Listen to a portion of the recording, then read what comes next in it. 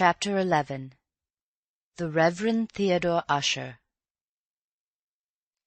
"There's one thing which we have got to realize at once," said Antony, "and that is that if we don't find it easily, we shan't find it at all." "You mean that we shan't have time?"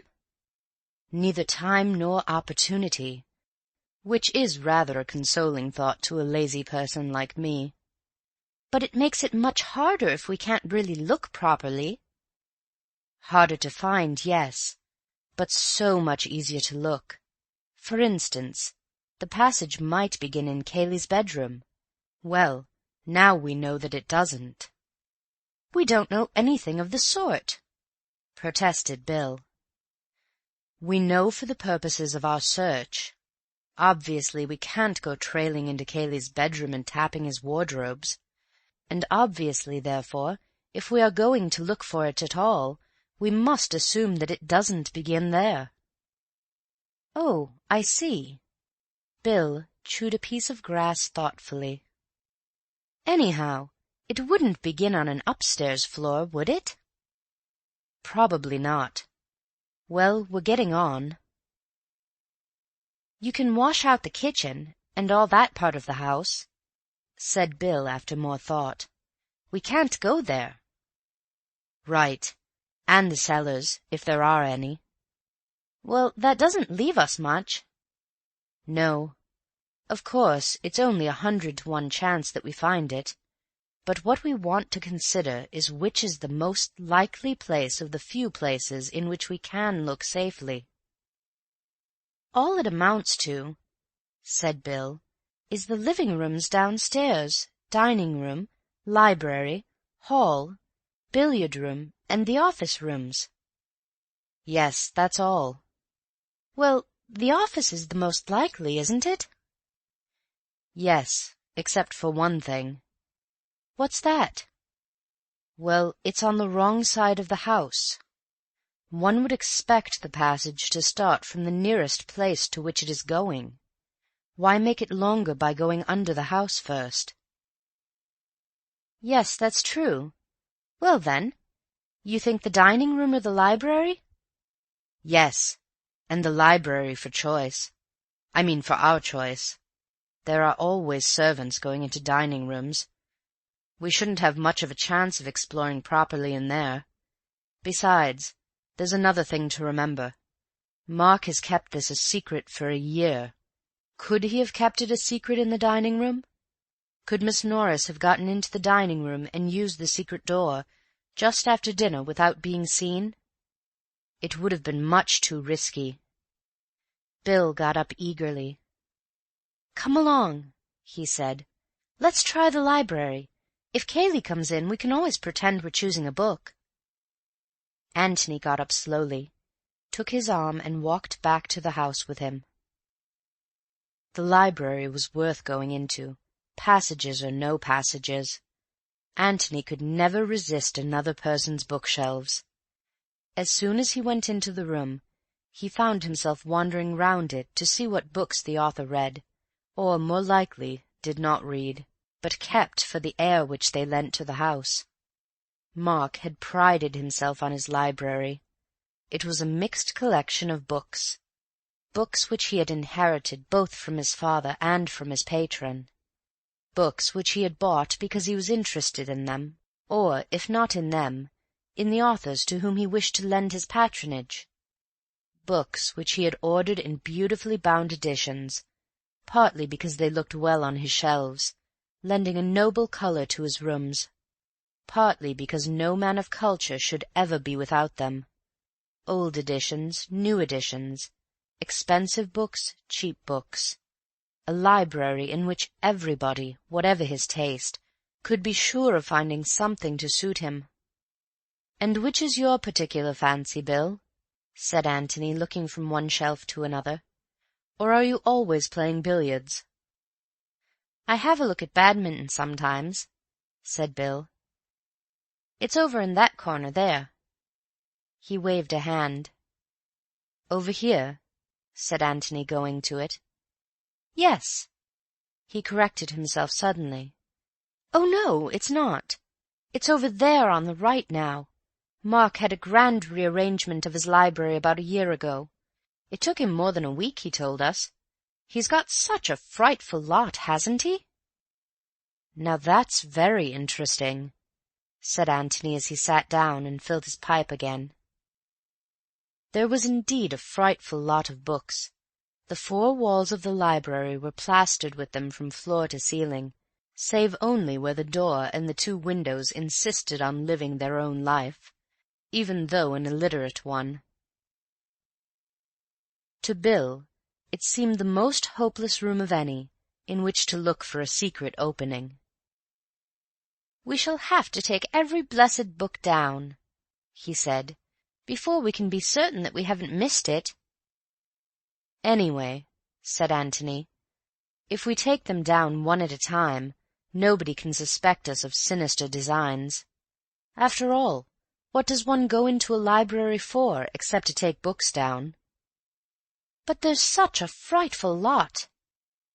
Antony's pipe was now going satisfactorily, and he got up and walked leisurely to the end of the wall opposite the door. "Well, let's have a look," he said, "and see if they are so very frightful. Hullo, here's your badminton. You often read that, you say?" "If I read anything." "Yes." He looked down and up the shelf. "Sport and travel, chiefly. I like books of travel, don't you?" "They're pretty dull as a rule." "Well, anyhow, some people like them very much," said Antony reproachfully. He moved on to the next row of shelves. "The drama, the Restoration dramatists. You can have most of them. Still, as you well remark, many people seem to love them. Shaw, Wilde, Robertson. I like reading plays, Bill. There are not many people who do, but those who do are usually very keen. Let us pass on." "I say, we haven't too much time," said Bill restlessly. "We haven't. That's why we aren't wasting any. Poetry. Who reads poetry nowadays? Bill, when did you last read Paradise Lost?" "Never." "I thought not. And when did Miss Calladine last read The Excursion aloud to you?" "As a matter of fact, Betty, Miss Calladine, happens to be jolly keen on— what's the beggar's name?" "Never mind his name. You have said quite enough. We pass on." He moved on to the next shelf. "Biography. Oh, lots of it. I love biographies. Are you a member of the Johnson Club? I bet Mark is. Memories of Many Courts. I'm sure Mrs. Calladine reads that. Anyway, biographies are just as interesting as most novels, so why linger? We pass on." He went to the next shelf, and then gave a sudden whistle. "Hullo, hullo!" "What's the matter?" said Bill rather peevishly. "Stand back there. Keep the crowd back, Bill. We are getting amongst it. Sermons, as I live. Sermons. Was Mark's father a clergyman, or does Mark take to them naturally?" "His father was a parson, I believe." "Oh, yes, I know he was." "Ah, then these are father's books. Half Hours with the Infinite. I must order that from the library when I get back. The Lost Sheep. Jones on the Trinity. The Epistles of St. Paul Explained. Oh, Bill, we're amongst it. The Narrow Way, being sermons by the Reverend Theodore Usher. Hullo!" "What is the matter?" "William, I am inspired. Stand by." He took down the Reverend Theodore Usher's classic work, looked at it with a happy smile for a moment, and then gave it to Bill. "Here, hold Usher for a bit." Bill took the book obediently. "No, give it me back. Just go out into the hall and see if you can hear Cayley anywhere. Say hello loudly if you do." Bill went out quickly, listened, and came back. "It's all right." "Good." He took the book out of its shelf again. "Now then, you can hold Usher. Hold him in the left hand so. With the right or dexter hand, grasp this shelf firmly so, and when I say pull, pull gradually. Got that?" Bill nodded, his face alight with excitement. "Good." Antony put his hand into the space left by the stout Usher, and fingered the hack of the shelf. "Pull," he said. Bill pulled. "Now just go on pulling like that. I shan't get it directly. Not hard, you know, but just keep up the strain." His fingers went at it again busily, and then, suddenly, the whole row of shelves from top to bottom swung gently open towards them. "Good Lord!" said Bill, letting go of the shelf in his amazement.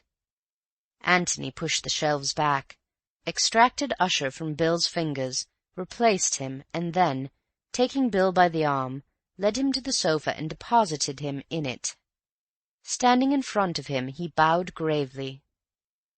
"Child's play, Watson," he said. "Child's play." "How on earth—" Antony laughed happily and sat down on the sofa beside him. "You don't really want it explained," he said, smacking him on the knee. "You're just being Watsonish. It's very nice of you, of course, and I appreciate it." "No, but really, Tony—" "Oh, my dear Bill." He smoked silently for a little, and then went on. "It's what I was saying just now. A secret is a secret until you have discovered it, and as soon as you have discovered it, you wonder why everybody else isn't discovering it, and how it could ever have been a secret at all. This passage has been here for years, with an opening at one end into the library, and at the other end into the shed. Then Mark discovered it, and immediately he felt that everybody else must discover it. So he made the shed end more difficult by putting the croquet box there, and this end more difficult by—" He stopped and looked at the other. "By what, Bill?" But Bill was being Watsonish. "What?" "Obviously by rearranging his books. He happened to take out the Life of Nelson or Three Men in a Boat, or whatever it was, and by the merest chance discovered the secret. Naturally he felt that everybody else would be taking down the Life of Nelson or Three Men in a Boat. Naturally he felt that the secret would be safer if nobody ever interfered with that shelf at all. When you said that the books had been rearranged a year ago, just about the time the croquet box came into existence, of course I guessed why. So I looked about for the dullest books I could find, the books nobody ever read. Obviously, the collection of sermon books of a mid-Victorian clergyman was the shelf we wanted." "Yes, I see. But why were you so certain of the particular place?" "Well, he had to mark the particular place by some book. I thought that the joke of putting The Narrow Way just over the entrance to the passage might appeal to him. Apparently it did." Bill nodded to himself thoughtfully several times. "Yes, that's very neat," he said. "You're a clever devil, Tony." Tony laughed. "You encourage me to think so, which is bad for me, but very delightful." "Well, come on, then," said Bill, and he got up and held out a hand. "Come on where?" "To explore the passage, of course." Antony shook his head. "Why ever not?" "Well, what do you expect to find there?" "I don't know, but you seem to think that we might find something that would help." "Suppose we find Mark," said Antony quietly. "I say, do you really think he's there?" "Suppose he is." "Well, then, there we are." Antony walked over to the fireplace, knocked out the ashes of his pipe, and turned back to Bill. He looked at him gravely without speaking. "What are you going to say to him?" he said at last. How do you mean? Are you going to arrest him, or help him to escape? Well, of course began Bill, stammering, and then ended lamely. Well, I don't know. Exactly. We've got to make up our minds, haven't we? Bill didn't answer. Very much disturbed in his mind, he walked restlessly about the room, frowning to himself, stopping now and then at the newly discovered door and looking at it as if he were trying to learn what lay behind it. Which side was he on, if it came to choosing sides? Mark's or the law's? You know you can't just say, hello to him, said Antony, breaking rather appropriately into his thoughts.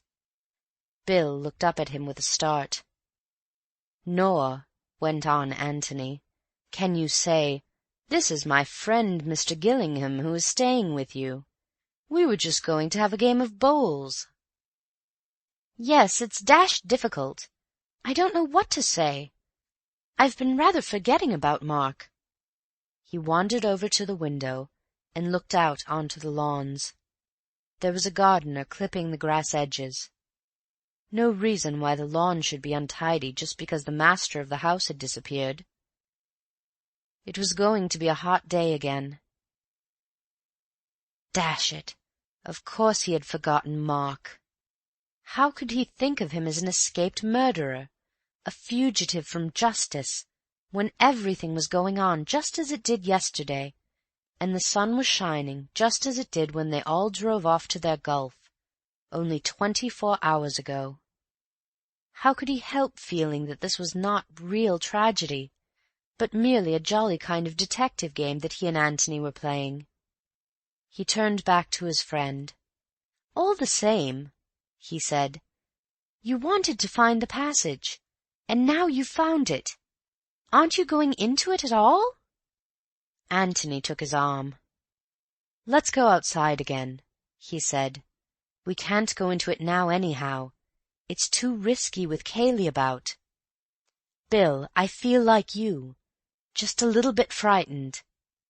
But what I'm frightened of I don't quite know. Anyway, you want to go on with it, don't you?" "Yes," said Bill firmly. "We must." "Then we'll explore the passage this afternoon, if we get the chance. And if we don't get the chance, then we'll try it tonight." They walked across the hall and out into the sunlight again. "Do you really think we might find Mark hiding there?" asked Bill. "It's possible," said Antony. "Either Mark or—" He pulled himself up quickly. "No," he murmured to himself. "I won't let myself think that, not yet anyway. It's too horrible." End of chapter 11.